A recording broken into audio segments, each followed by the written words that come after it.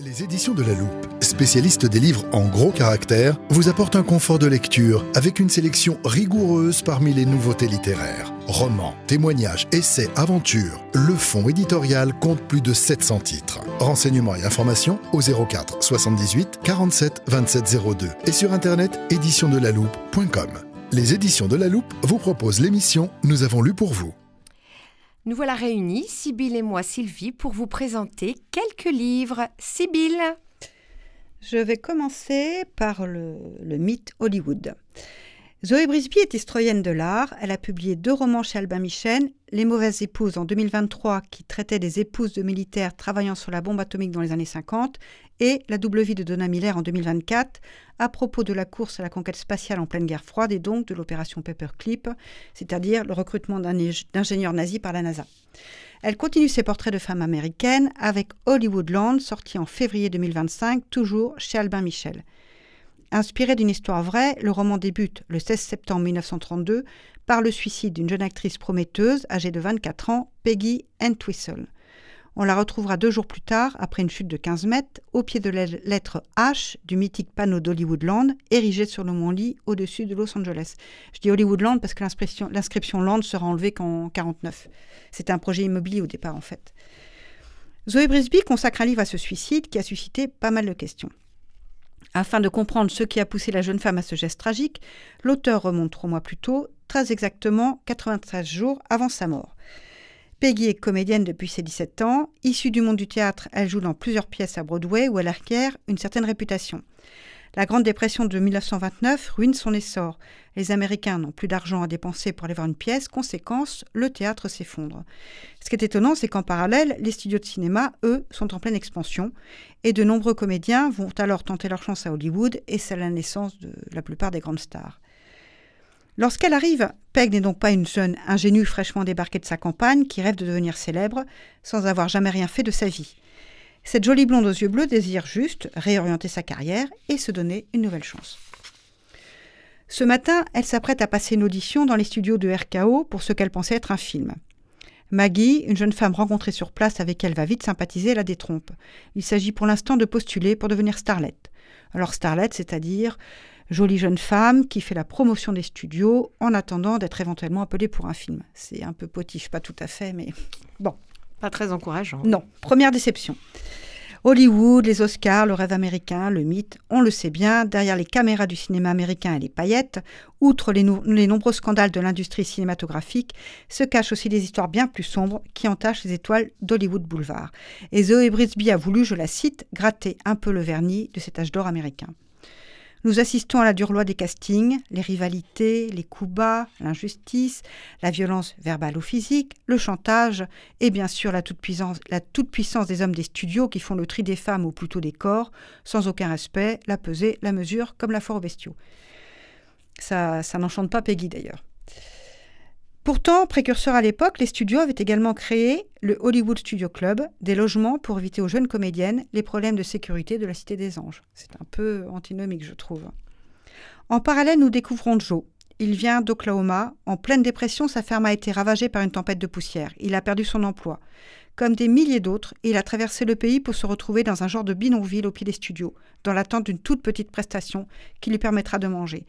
Tous les matins, le clinquant, l'opulence et l'extrême pauvreté sont côte à côte. Et donc, ces personnes font la queue pour être pris. Ah oui, c'est certain. Oui. Pour être figurant. Pas très motivé par le cinéma, Joe va pourtant être choisi, percé dans le milieu et incarner le rêve américain dans toute sa splendeur. L'auteur rend hommage à cette jeune femme, l'une des premières grandes victimes du star system, à l'aide de ce récit historiquement très documenté et d'une analyse fine de la psychologie féminine. Peggy Entwistle rêvait d'être en pleine lumière, elle n'obtiendra cette lumière que par son décès.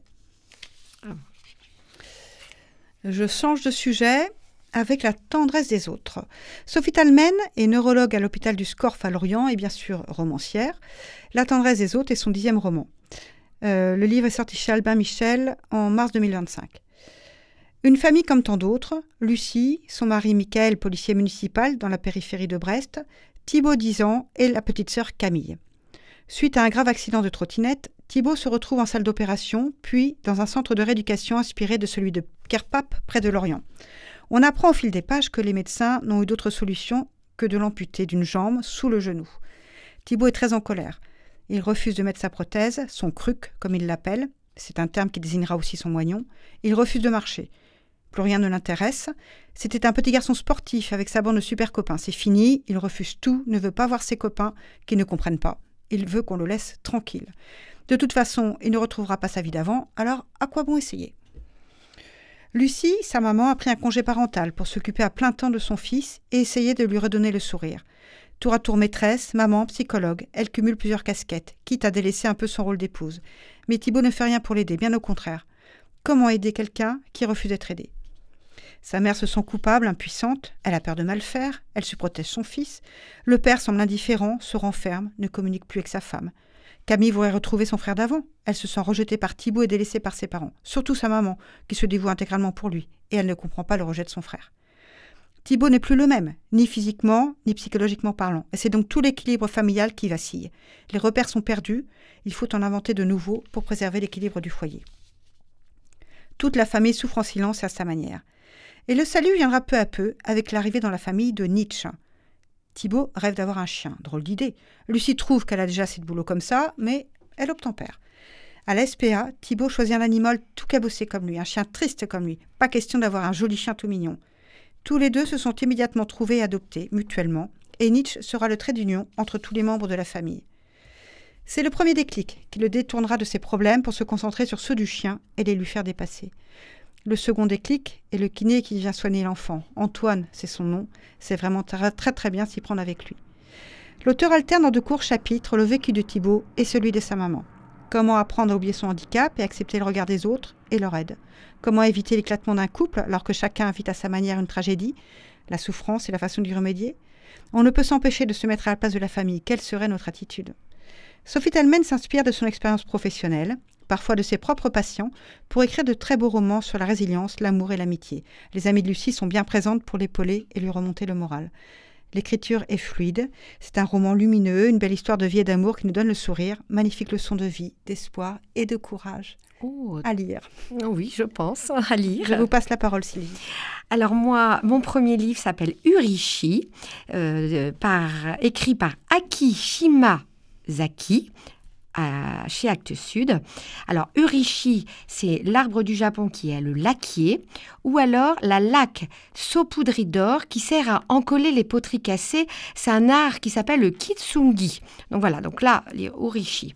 L'autrice est née au Japon, mais vit à Montréal. Ce livre appartient à un cycle romanesque de plusieurs livres, mais on peut vraiment les lire de façon indépendante. Là, le livre parle de Suzuko, qui a 15 ans, qui vit dans une famille recomposée très aimante et unie. Et elle éprouve depuis toujours un amour débordant pour son frère adoptif, Toru, qui a 11 ans de plus qu'elle.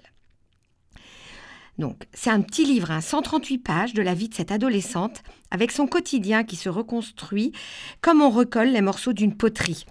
C'est un livre très délicat. Alors, vous voyez, j'en parle très peu parce que sinon, je dévoile tout. Très délicat, assez charmant, avec beaucoup de traditions japonaises. Donc voilà, je m'arrête là.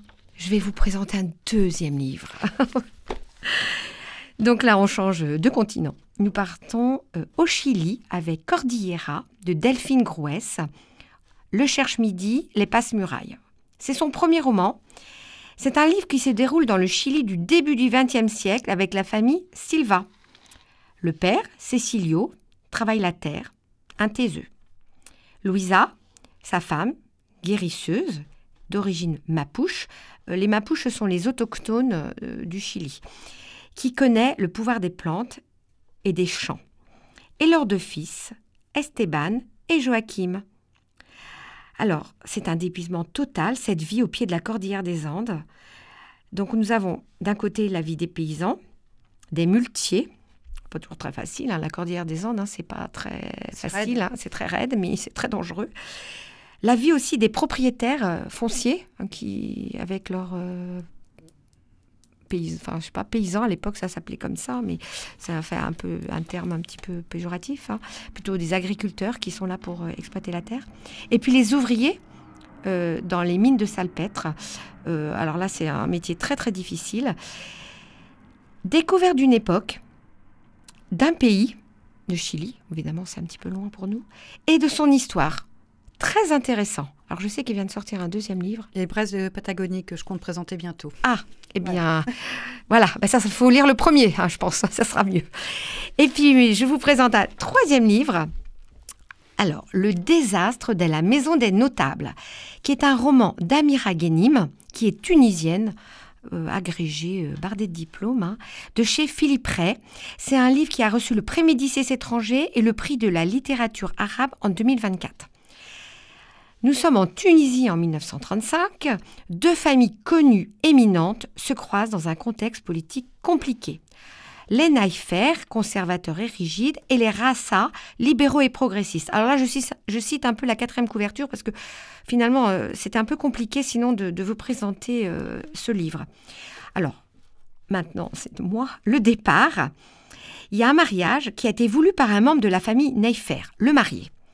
Il va se faire avec une fille de la famille Rassa'a, avec Zbeida, qui, elle, est élevée de façon moderne pour l'époque. Elle sait lire, elle écrit, elle va parler le français, ce qui n'est pas du tout habituel. C'est un roman qui va être divisé en plusieurs parties. Chaque partie est écrite soit par un membre de chaque famille, soit par un serviteur qui vit dans chaque maison. Donc, à travers ces différents récits, on va découvrir le drame qui a eu lieu un jour précis et les événements politiques qui se passent pendant plusieurs dizaines d'années.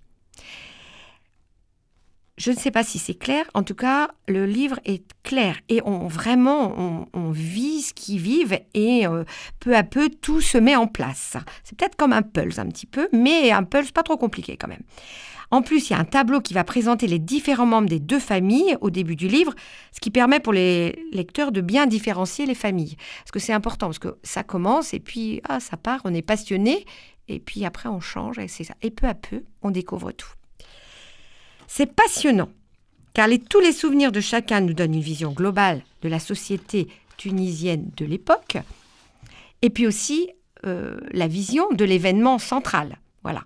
Donc, aussi bien des personnages qui ont beaucoup d'importance dans la famille que l'esclave, parce qu'à l'époque, ça existait encore, ou la servante qui a été esclave, mais qui n'est plus esclave, enfin voilà. Alors, j'en dis pas plus, parce que sinon, vous n'allez pas lire le livre, mais vraiment, un très bon livre, étonnant, passionnant, original. Enfin, on a des livres assez différents toutes les deux, donc on va peut-être les représenter. À récapituler, donc je vous ai présenté Hollywoodland de Zoé Brisby chez Albin Michel, La tendresse des autres de Sophie Talmen chez Albin Michel également. Et moi, Urishi d'Aki Shimazaki aux Actes Sud, un tout petit livre, Cordillera, Delphine Grouès, Le Cherche-Midi, Les Passe-Murailles. Et mon troisième, Le désastre de la maison des notables, un roman d'Amira Ghenim de chez Philippe Ray. Bonne lecture. Les éditions de La Loupe vous ont présenté « Nous avons lu pour vous ».